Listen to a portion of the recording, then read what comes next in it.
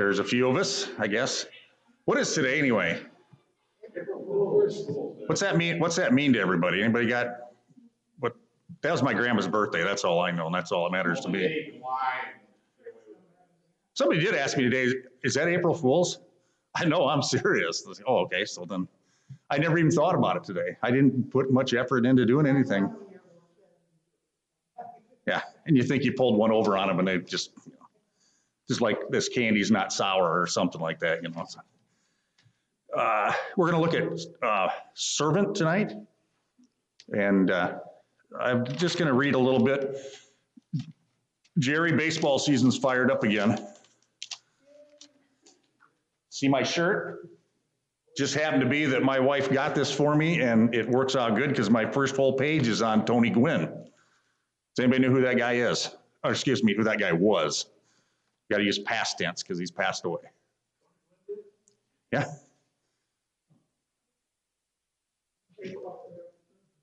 What was Tony Gwynn known for? On base percentage. I was looking at his record. I didn't follow at the very end there, but his last few years weren't very good. He had bad ankles and knees and all kinds of problems, health issues where he didn't play a lot at the end. So his batting average went down, but with all the batting, with all the at plates he had before that, I think he could have got out the last couple of years and still never hurt it too much. So he was at the plate. He had 3,141 hits in his career. That was 20 years, and he played for the same team the whole time. In fact, he never left the town because he played for San Diego State, is where he went to school at. And then from there, the Padres picked him up, and he tried to move on later on in his career, and it didn't work out. Nobody wanted. He was pretty much beat up by then, so then nobody picked him up. So he agreed to play last year for like $2 million or whatever. But back in the 80s and 90s, that he was making pretty good money for a baseball player. So he threw left, he batted left. He was only 5'11", 185 pounds. Greg Maddux, they just had a YouTube thing, and they asked, being the season started, they asked some of these guys about their career and who they played against and what their memories were and stuff. And Greg Maddux has nothing nice to say about Tony Gwynn because the guy hit him all the time. That's one guy he couldn't get out. So it's like he's his nemesis or whatever. But his theory about batting was, if you want to be a good batter, this would be the guy you'd listen to. And his saying was, don't swing at a pitch that you can't do something with. If you're a baseball player, you know what I'm talking about. I would say anybody can hit a ball, but you could hit a ball. I mean, get up there and swing the bat, you're gonna hit the ball, but it's got to go somewhere other than back to shortstop or to first base or whatever. So this guy could look at a pitch and knew what he could hit and what he could do with it, and he knew his limitations, and that's what his theory was. If it's coming across the plate and it's a ball that you can't hit and do something positive with, don't even swing at it. Because you're going to get a strike, but you're not going to get out. So you got another chance yet. That's kind of his theory. And I laugh at the last bit because his theory is, don't swing at a pitch you can't do anything with unless it's strike three. Then you're kind of, you're committed at that point. And his idea is you probably did something wrong in the pitches before that got you to the place where you had two strikes. So he only had what's the thing here? He only had 434 strikeouts in his career. And he was at the plate, plate appearances. He had over 10,000 plate appearances. That's a lot when you only get 3 or 4 a game. Jerry, 20 years. Yep. His lifetime batting average was 338. Yeah, there's some people play baseball their whole life and never see 338. That's what his average was for the lifetime. So he was very good at what he did. And if you were looking to be a good batter or get the mindset of being a good batter, that's the guy you'd look at. and you could learn from him. So when he left baseball professionally, he went back to San Diego State and was a coach. So he never, he's kind of like me, probably never lived any farther than 20 miles from where he started, but I knew he was born out east somewhere or whatever, and they went to California. But so he would be a guy you'd look at to get an idea about how to be a batter. So if we're Christians, who would we look at to be, if we want to be a good Christian, who would you look at? Who would you look to get the? Need somebody living today or? It's up to you. Who would you look at, Sam? Paul. Paul? Jesus? Both good answers. Who? Dorcas. Okay. You know, one of the men that I admired the most was Roy Beaver, that was my first teacher. You reference him a lot. I do. Yeah. Because he had a huge effect on me. I mean, when I went there, I was a semi-hippie crazy, and I walked out of there and I was what people consider me to be a preacher. It was just, With shoes on, when you walked out, yeah, you had shoes I on. literally walked in. For my interview, they asked if I could go to school. I said, you gotta wear shoes. Yeah. You can't wear bell-bottom tops. And you gotta cut your hair. I said, I'll do whatever you want. And I did. Anybody else got anybody you would look to be if you want to? My grandma.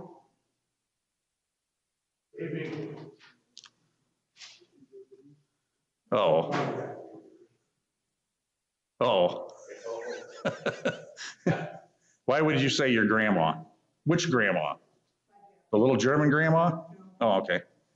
Well, her too, but my dad's mom, she never said a bad word that I ever recall. She was always doing something for somebody else, she had hired hands all the time. She cooked 24/7. She raised 4 boys and she lost a little girl in between there. And she just loved everybody she met, and she was a really happy person, I don't mean this in a bad way, but I think she influenced me more than my mom did, but in a different way, But she was just always there and I lost her when I was 13. That was probably one of the worst years of my life, because I really was looking forward to spending more time with her as I got older. But she loved kids. She just loved everybody. Everybody knew Maddie. That was her name, and she was just that kind of person. Okay. The people you mentioned, except for the one that Levon did, you go right to the top, and then there's no room for, I can't say anything bad about that whole thing. But what happened to Tony Gwynn? But some people didn't know he's even dead, so you probably can't have much of a guess. What did he die from, do you think? His habit was non-smokable tobacco. He was a chewer from way back, and that's what his big thing, he died of I want to say oral cancer, but some kind of whatever organs affect, that's what he ended up passing away from. But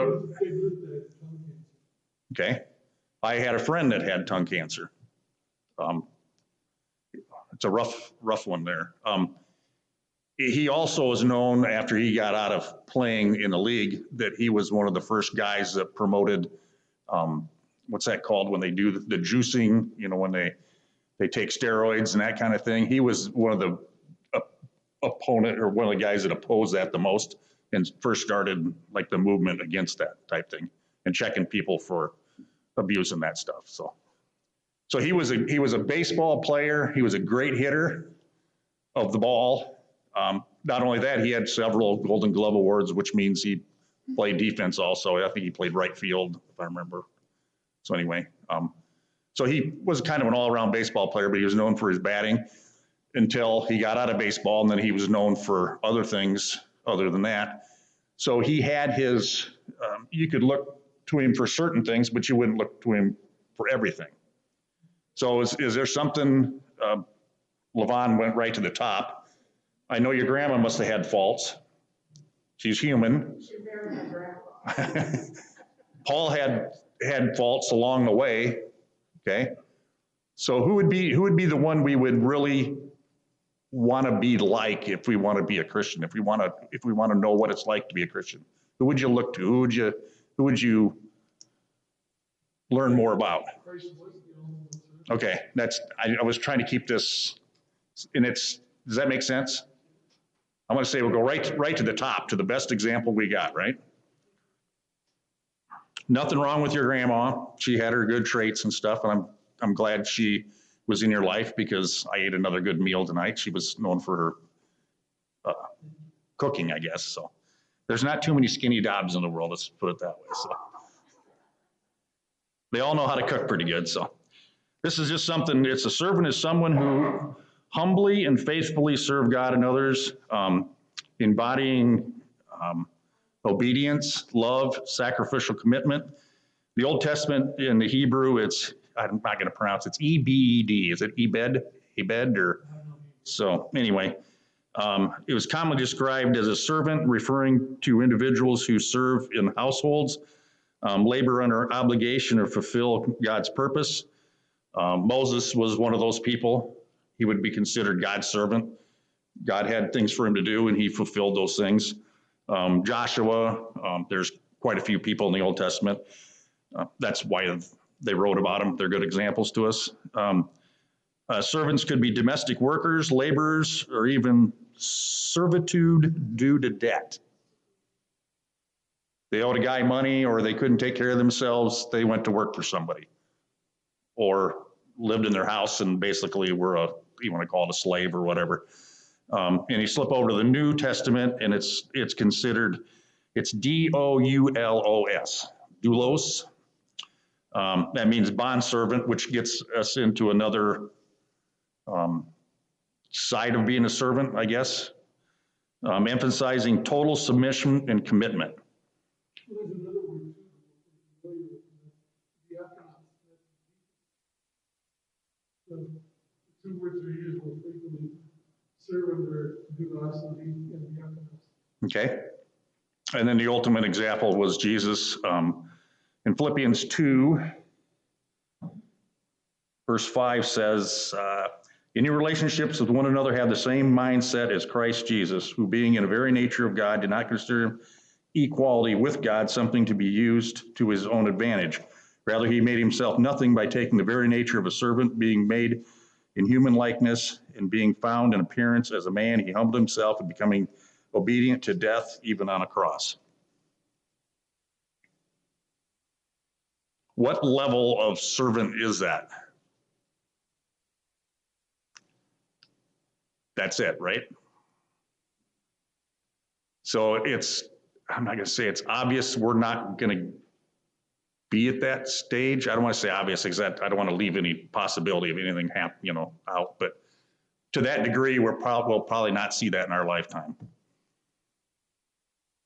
Okay. Page 3. We're already past 2 pages in our thing already. So I'm going to share with you what I got. I didn't get very far in this study, and you can't be a servant that you need to be without being humble. That's where this study led me. I didn't get very far into it, and that H word kept coming up all the time. It was an example of a servant being humble. And Christ's his whole life on earth was he ever haughty about him serving his Father?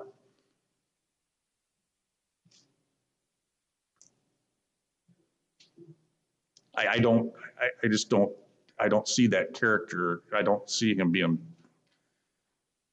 prideful, a bad prideful. I got to believe, I would think if you're at that depth of commitment, you have I don't want to say pride is not the right word, but pride would be a good word, but it's not the bad kind of pride, if you can split pride out. Well, it was pointing out to the Pharisees, they were so prideful yet, trying to pretend they were so old in that big world. I mean, that was one of his things with them.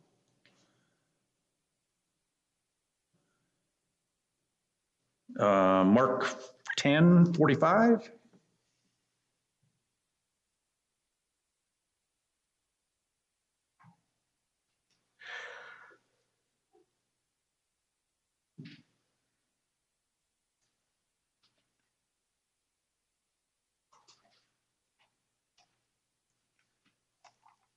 It says, "For even the Son of Man did not come to be served, but to serve and to give his life as a ransom for many." So what did Jesus come to the earth for? What it says in this verse. Serve. Well, even if you look at the other places where he says, he came to seek and save that which is lost, that's clearly a servant's. Yes. And there are many, many verses in the Bible that talks about, and it gives examples of how Jesus served or being a servant. And we only have so long. I picked just a few out. And like I said, I didn't get very far into this before it took. That's kind of why I made that comment Sunday, because once when you get going on something, once when you think you want to get this going, it's obvious that there's more to it than what my mind had set before I even started. So, yes, sir. But he was a king. Yes. When he served, which is not usually what people think of as a king. Usually king is the guy that says, all you guys serve me. Yes. So that's very difficult to get past when he claims to be a king. Yeah. He's one of them all of them. Yes. And if you look back before where he came from to come here, what he left behind to come to the earth. Well, he even mentioned that a man who has a servant doesn't come in after the servant spent all day working and say, eat and then serve me. He says, serve me and then clean up and eat yourself. You know, that's what he did. He was that kind of a servant that he made sure that everybody else was fed before himself. We have a problem in our house. I have a wife that cooks the meal and I can't get her to fill her plate first to get the line moving. She's always, well, Les Tyler's there, then he's always last because you can't get him to go first. You can't get him to go second. He's got to be last because he said, I didn't buy the food. I didn't cook the food. You know, I just take what's left over. And so, but I think that's being a servant. I shouldn't say this, but I'm gonna. It's kind of like the guy at the four-way stop that waves you on, that, you know, now it's your turn to go, but it was his turn to go. The guy behind him's mad because he waved you on and then they got to wait a whole nother round. And so sometimes we take people that are servants, and I don't want to say it inconveniences you, but I don't know how to say this, but just eat first next time. Would you please fill your plate? So you've come across people like that before, haven't you? That everybody's first before they are?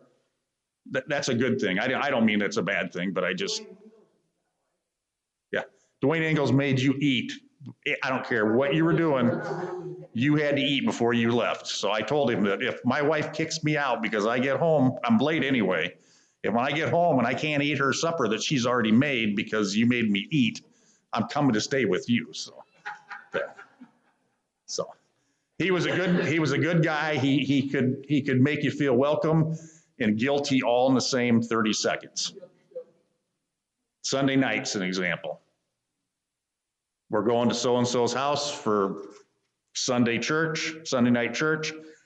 You're coming along. And it's like, it wasn't like, do you want to come along? It's you're coming along, you know. Not to say feel guilty, but like he fed you and stuff. It's like the least you could do is come to church with us, you know, and stuff.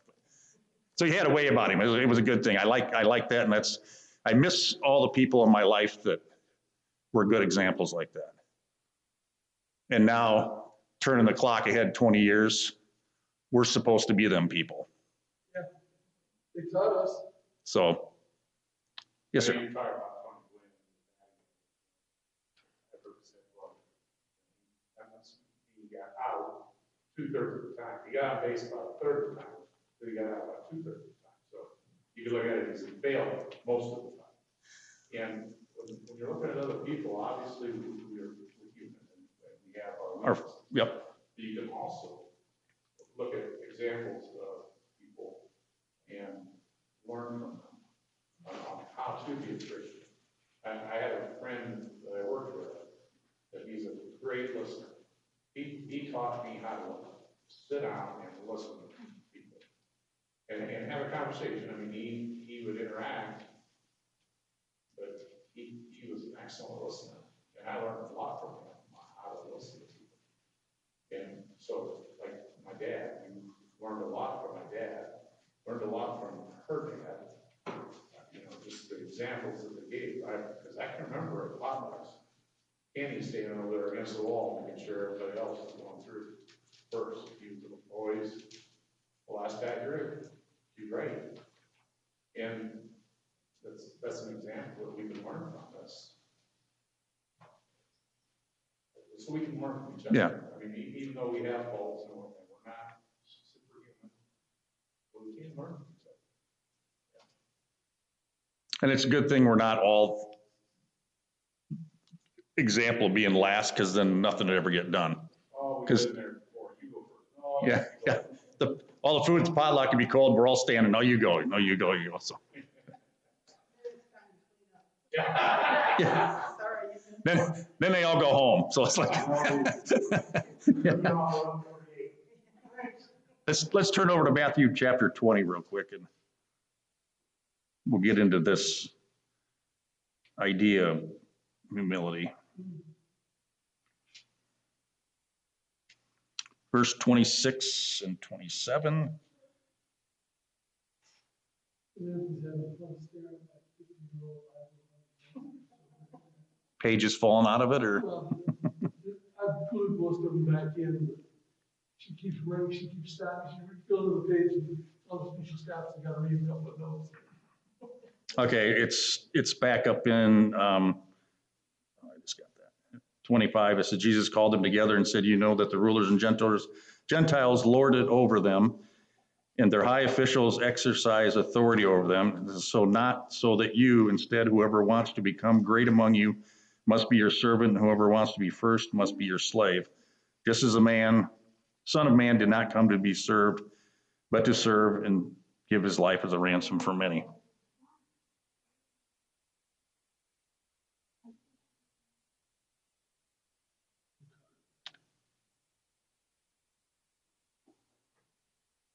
How did Jesus serve? How did he not? I mean. Yes, If you watch his life, even just glance at his life, everything you start talking about is service. Raising the dead, healing the sick. Even when he's criticizing the Pharisees, he's serving the people they're supposed to be serving. So when he became that, it wasn't his time, he really didn't want to do that, but he did it for those people, you know. Turned the water to wine, so and if you look at the cross, the whole day, night and day of that process, there's a lot went on. I mean, you could, any aspect of being a Christian is in that day. I mean, it's all wrapped up in it takes somebody to die for you, and he did. He did it willingly. We should serve willingly. I mean, there's just all kinds of. this whole attitude through the persecution and everything that he went through those, 48 hours, whatever it was. I don't know if I could have let somebody spit in my face, you know. When I do the Lord's Supper, I try not to do this in my book. For a while, when I would do the Lord's Supper, I'd always talk about how gruesome and bloody it was. And somebody mentioned to me one day that the gruesome and bloody are not the important part. Just the fact that he did it is the important part. The fact that he was raised afterwards is the important part. I still talk about some of the gruesome and bloody stuff, but man, it's the day that he had. God forbid that I ever have such. Well, if you just take his day before that and he went to the garden, there was no, I don't see where he laid down and took a nap anyway. I mean, so just the lack of sleep. He hadn't slept for 48 hours. Yeah. For us, that would be, I would think, I don't know how everybody else is, but that'd be my breaking point. Without anything else going on, you know? Yeah, I mean, People talk about, like, if you've been reading the book, the Joel Bean book, he talks a lot about Job. And he said, Job's greatest weakness was his wife. She came out and said, why don't you just curse God and die? Well, I can understand, I mean, he makes the point that she obviously loved her husband and was having a terrible time watching him go through his suffering. But think about how God just let him go through it. And he could have ended it at any time. God could have ended it at any time. The Holy Spirit could have ended it at any time. But he loved us so much. There it is. yeah, if you read that book of Job, then something happens in your life. It makes you think, you know, is this ever going to end? But you look at that, but it ends, and it ends well for him. I mean, the things he went through, I mean, he lost his whole family and the whole thing went along, and all his belongings and the whole thing, and I don't, always end well, you know, as a Christian. but they will. And, well, at the very, very end, Yes. But, I think too, we can look at that was a witness to his friend, to his wife. I mean, you don't know how many people that affected, watching him go through that, and then coming out, you know, God let him come out on the good end of it, just because of his faith and righteousness. And how that maybe even taught other people then, you know. And sometimes our suffering, we don't know why. Well, that might be one time allowing you to go through that. It might be for somebody else, not just for you. I think if anything happens to somebody, it affects more people than you know it does, Oh, yeah. or somebody that you don't know that it affects.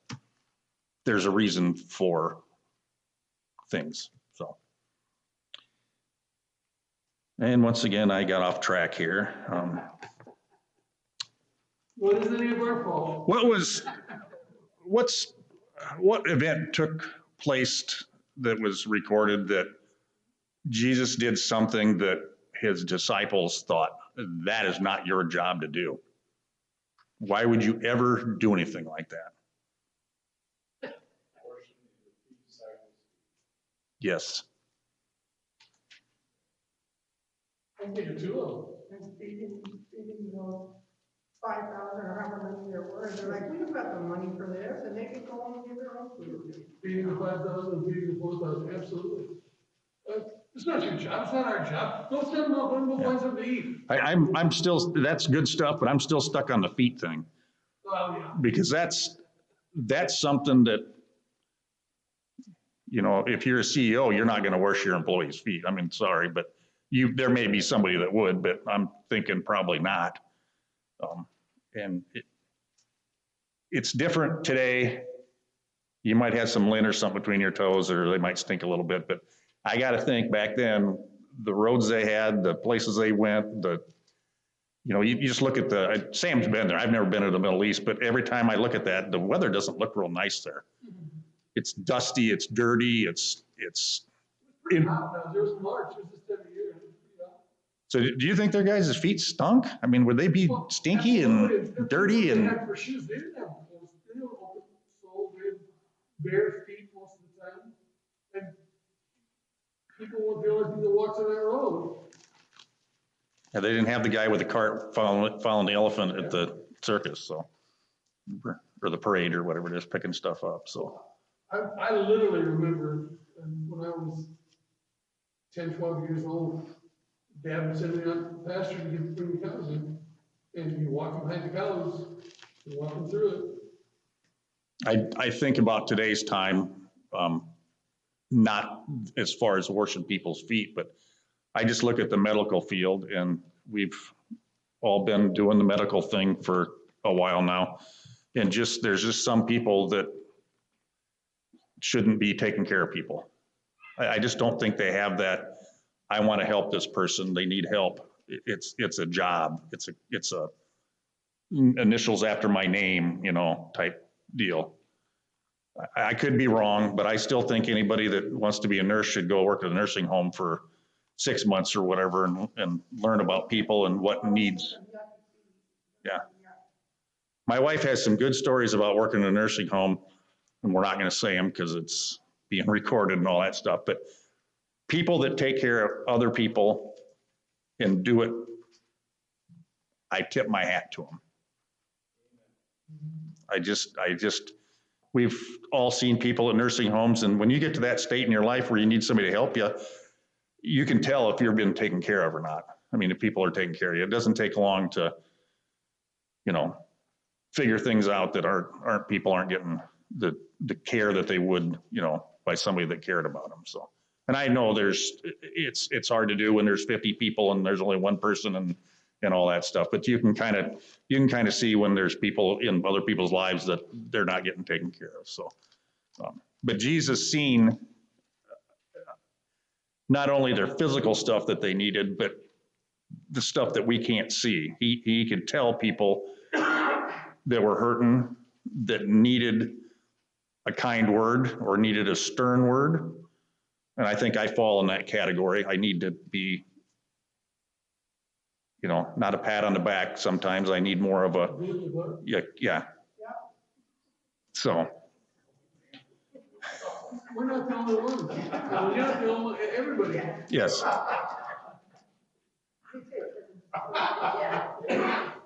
Let's look at John 13:16.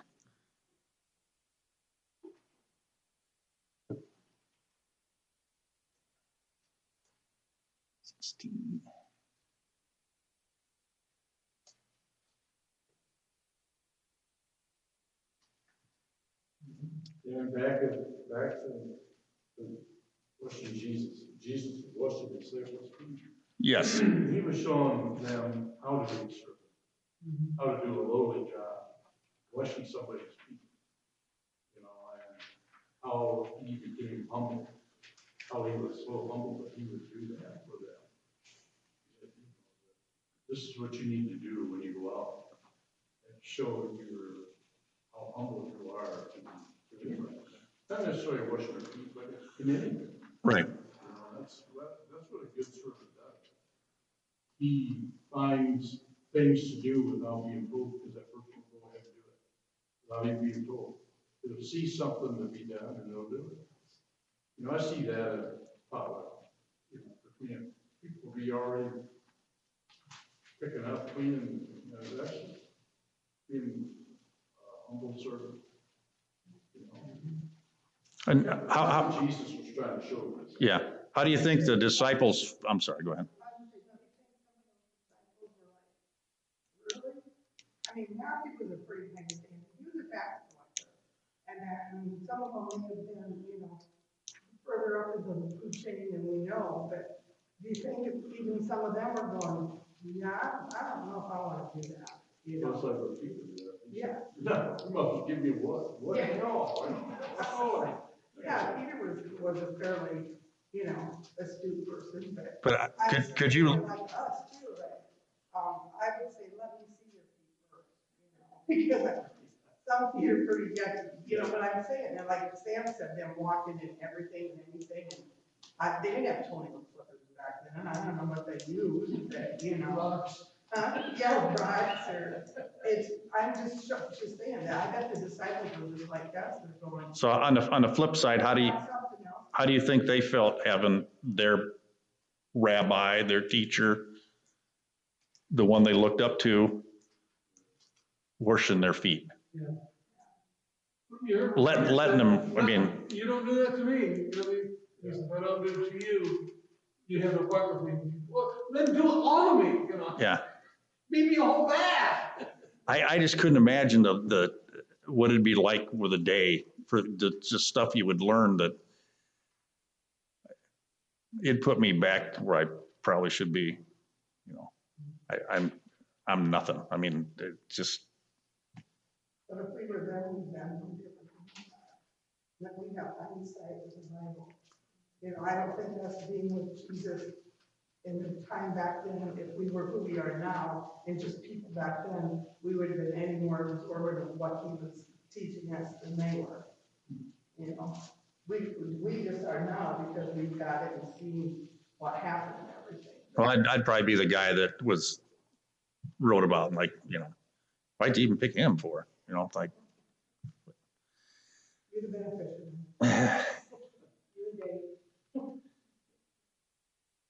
we're going where? The fish are biting. Why are we leaving now? You know, that's my problem. So I tried to teach a German kid that, you know, the fish are biting. You don't have to go back to the house now.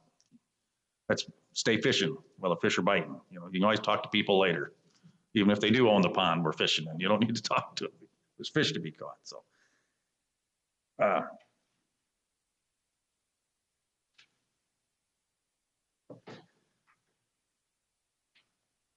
No servant is greater than his master. What was Jesus' attitude about his father? That he could only do what he saw his father do. That's all. Was he on the thought of being on the same level as his father? Greater than his father? While he was on earth, he was below his father. That series of lessons I've been teaching on Jesus, putting Jesus in his place, after he left earth, and before he came to earth, he was absolutely equivalent to his father. That alone, the fact that he went from, I mean, Paul talks about it in Philippians, the fact that he went from the glory of him to being a servant of human beings. I mean, his creative things, it's like, well, I built a car, now I'm a servant. Well, if you own one, you probably do. You know, it's ridiculous. Yeah. But what better example do we have, though? Yeah, no. Somebody that had it all and then put it on a shelf for now and went to the bottom and then ended back at the top again. But I mean, that's the whole realm of everything. So he's seen it all and did it all, experienced it all. I think taught it all enough. I guess that'd be the word we'd use. The only thing I see that and I was thinking about this, and I was in the shower, which it has nothing to do with it, but the thought of how Jesus knew everything and stuff, but when they asked him, when, who's going to be first and all that kind of stuff, when are you coming back and all that, and he said he didn't know. That wasn't his place to know. I just think that to be, I don't know, just thinking in my head that of all the things that, and I know why you didn't share it with us, because we're clock watchers, or whatever you want to say, calendar flippers, and we got 6 months, so we'll straighten up before 6 months is up or whatever. But of the things, he knew everything else, but not the time. Is that a fair statement to make? Yeah, it's trying to understand what Jesus knew and didn't know when he was on earth. I have just said, I don't know. I know there's more important things in the word, but I just think that's the only thing I can think of that he didn't say he had the answer to. I mean, but when they were doing his trial, like Sam said on Sunday, was that this Sunday you talked about, or was that last Sunday?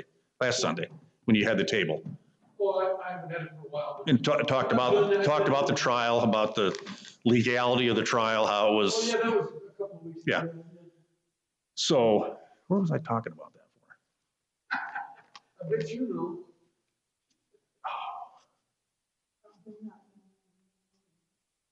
I don't remember now. It doesn't. You don't know. This is terrible.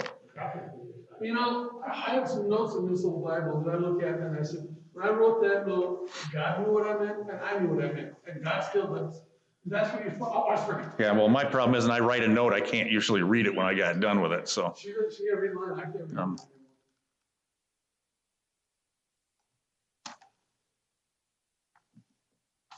So who are we to serve? I know I didn't cover this stuff. There's just some questions. Okay. Can you give me examples? And you want to throw a name in, you can, but you don't have to. That's not what this is about. But if you're thinking about what a servant is, what does a servant do? How do we serve here? What are examples?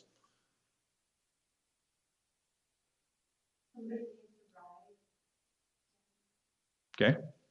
It's really so simple. And what you said already before, you see something needs to be done, do it. You don't have to be on an assignment job to do it. I think the thing with assigning a job and you're responsible for it, that gives us an out saying, that's not my job, that's his job. Yeah. And I don't see that anywhere that, They say, well, you know, we're supposed to be a family. Yeah. And in a family at home, there's times when you can't do something or I do it. There's times when either one of us can do it and Tyler will, you know, and it's the same way here. And we all just pick up the slack for each other and it's all to the glory of God. Let me get real personal about this. If you open up your old bulletin, you have an old 10-year-old bulletin, you open it up and say, I wonder where he is. Why don't you go ask him? I wonder where she is. Why don't you go ask them? What are they doing? Where are they? Why aren't they where they need to be? we have a nice, what do I say, materials we can use. Remember the books that I think the Kearns had something to do with? Picture taken on their birth dates, anniversaries, all that stuff, families are alphabetized so you can find everybody. Look at that one sometime. Yeah. Guys, I had to open that up because I didn't have Keith's address. I know how to get to Keith's house. I didn't know what his house number was. I had to send a plumber to his house. I couldn't tell you what his number was. It's 2 houses in from the corner, so that's all I got to say, where the stop signs are at. That's it. You just, and then you think, well, that's not my job to keep track of them. I mean, I lean, how often did we lean, or do we, some of us still lean on Carol Seiferlein about somebody, their name, where they're at, what their kids' names were, or something, that she was excellent about that stuff and can remember, and I think she's slowed down a little bit, but, so where are those people? And why aren't? I don't even think we don't think that it's not our job. We just get so busy looking inward that we don't look outward. You know, we're so busy with our own lives and, well, you know, I'm doing this and I'm doing that, and then time goes by and then those people are just not thought of. And I think that's part of that, that verse that talks about keeping our mind centered on things above.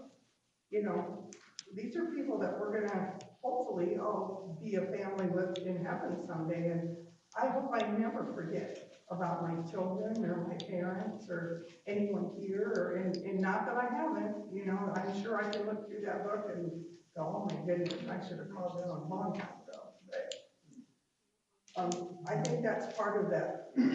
So looking at things above. the reason I asked that question, it's Rudy's kind of the guy that gets you thinking, you know, I mean, he's the thinker guy. I don't want to take his thing that he does. You know, he always leaves you with something to think about, or an aha thing, that, you know, type stuff, that just throwing that out there, something to think about. And like, whose job is it, Russ? Anything. That's my job too. We do job sharing. We're not very good at it. Problem is with job sharing, somebody has to do it in the first place to share it with somebody, right? And I haven't been doing a very good job of that at all. There's people that I see on the street, I'm gonna say on the street, but out and about in the community, and they used to be a blue chair sitter and they're not. And why? I don't have that answer because I didn't take the time to find out what it is and had an opportunity to, I don't want to say jump down their throat about it, but just to ask what's going on or whatever, you know, and I don't know. Our lives are busy. My example of that is if you buy a boat, you're married to that boat. Because I know very few people that own one that they don't have to work on it after they take it out or do something to it. Is that fair statement, Mr. Engel? Nothing wrong if you got a boat. I've got a boat and it hasn't moved for 2 years. So that tells you how busy I am. So I was scared to get it out. I think it'll probably sink, but it holds water, you know, in my backyard, there's water in it right now. So it must float, but we get, you know, I don't think any of us think it's somebody else's job. I just think I need to go and just do it, you know.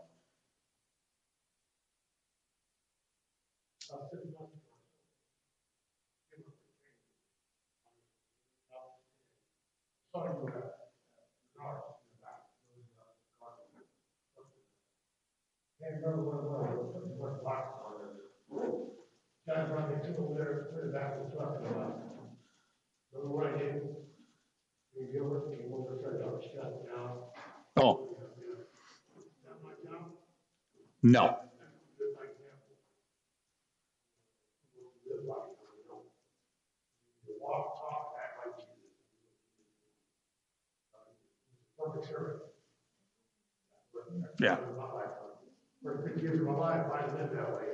It wasn't my job, I don't care. Deal with it. That's a you problem, not a me problem. Now it's a me problem, not a you problem. Yeah. You know what I'm saying? So Yeah. that's how I live life. I say, David, you know, when you ask me what kind of Christian I want to be like, I say, David, because he's taught me how to sit down, have a conversation with other people, talk, and help other people, and not just be selfish so much, you know. And I think I showed that day when you were. Gilbert's a fine example of that. I heard that. Man, I'm waiting for you. We just think, I'm like, why are you doing it, Gilbert? And then I realized, now I know why you're doing it, because that's what a Christian does. Yeah. Not a problem, I did it, but he helps. That's how I learned a lot from Gilbert. I learned a lot from David, I learned a lot from Stephen, I learned a lot from Sam. It teaches me how to understand the word of God, you know, and that this is how we live.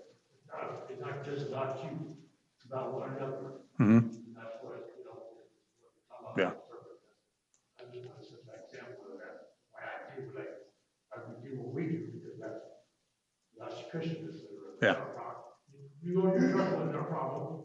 We did that because that's what we do, you know. Yeah. You just wanted to learn the right way to do it. That's why you watched me. No, I was just kidding. But so being a servant, is there enough work to go around? So that's my, in being a servant, and if we look at Jesus as the perfect example, he did it with humility. He did it out of necessity. He did it on priority.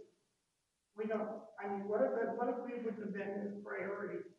What if he just said, you know, I'm sure God, the Father will give me a couple extra years, I just wanna, you know, put this off for a little while, or whatever, you know.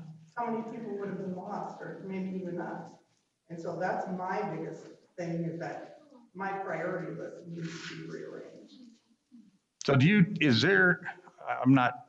don't know the answer to this question, so I'm not gonna wait for an answer. But why did he come when he came, and he didn't come 500 years sooner or 1,000 years later? Well, there is an answer about it. If when the time was right, he absolutely waited till exactly the right time. Right. And what was it? Well, it was, if you really want me to go through the history. No, I'm getting to the point where could any of us figure that out? We wouldn't have figured it out without being told. No one. It was figured out when the world, when he and God and the Holy Spirit were creating the world. They'd already decided that, and the same thing is when he comes back, it'll be So- the right time. So we're not so smart after all, are we? Just like if I used to like to play baseball. I still, I can't even get my leg up anymore to get my sock on. I don't know what happened. It's from hanging around Keith. I don't know what it is. It's just, I need to hang around younger people or something. I don't know. But if back in the day, that's why they wore sandals. That's what but I had a little league baseball coach that was a school teacher and the whole thing. I mean, there was other guys that taught you along the way, but he was the main guy, and he was never married and all that kind of stuff. And I'm sure there's things in his life that probably weren't a good example, but I didn't see him. You know what I'm saying? He was just one of those guys. And he went out of the way to make sure he did things right. If you threw the baseball from this position, you weren't playing for him. If it ain't up here, you're not throwing the ball for him. And that's how it was. And it was simple things like that. And if I wanted to be a really good batter, I would have had that mindset that this professional baseball player had figured out that nobody else apparently figured out, because he never, I don't want to say never got him anytime he got in a place that he didn't do good, it's because he got himself there. You know, it wasn't because the pitcher was that good. It's because he did things that he tried to do things he couldn't do. Okay. Does that make sense? So when we're servants, should we have that attitude that we're not going to do something because we can't do anything with it? Was that the right question? That make sense? That would make sense. I didn't word that right. My biggest problem, I don't know about everybody else, my biggest problem is I'm lazy. I'm lazy, and I have no reason for it, but I'm afraid to talk to people. And I know that that's stupid. I don't want to talk to them because what's going to happen? Sam, you talk to people all day long. I know it. And I know where I'm at. I know exactly what I'm doing. And I was also trained to go up and talk to people about the Bible and how to set up a study and to conduct a study. I don't. Well, we can take that, and I'm sure there's something that we don't do that we should do, and we're capable of doing it. So every one of us has something, some excuse that we have why we're not. Yeah. Everybody. Was there ever a time where Jesus didn't help somebody? Right? So I'm too busy. I'm going to Jairus' house to heal his daughter, woman that's bleeding for 17 years. Yeah. I ain't got time. But seriously, I'm asking that question because I can't think of one where he just said, "Sorry, I can't help you right now." One.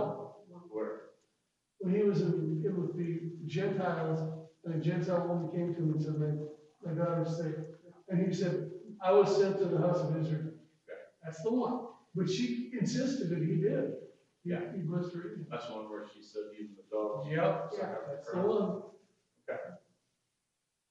but do you think it was her reaction to him saying no that?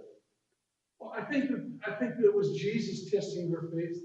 I think he knew all along what he was doing. Yeah, I was going to say he knew the answer, but I mean the whole thing. But so he could have came and cured everybody. Yeah, that's not what he came. But he didn't. I mean, that's not. Where would you get an example of that you just cured everybody and that was the end of it? He could have just walked in and said, everybody in Israel is healed. Bang, everybody look, perfect health. Well, he didn't have to come down from heaven or to do that, did he? I mean, he could have. His purpose wasn't to heal people. It was to prove that he was who he said he was.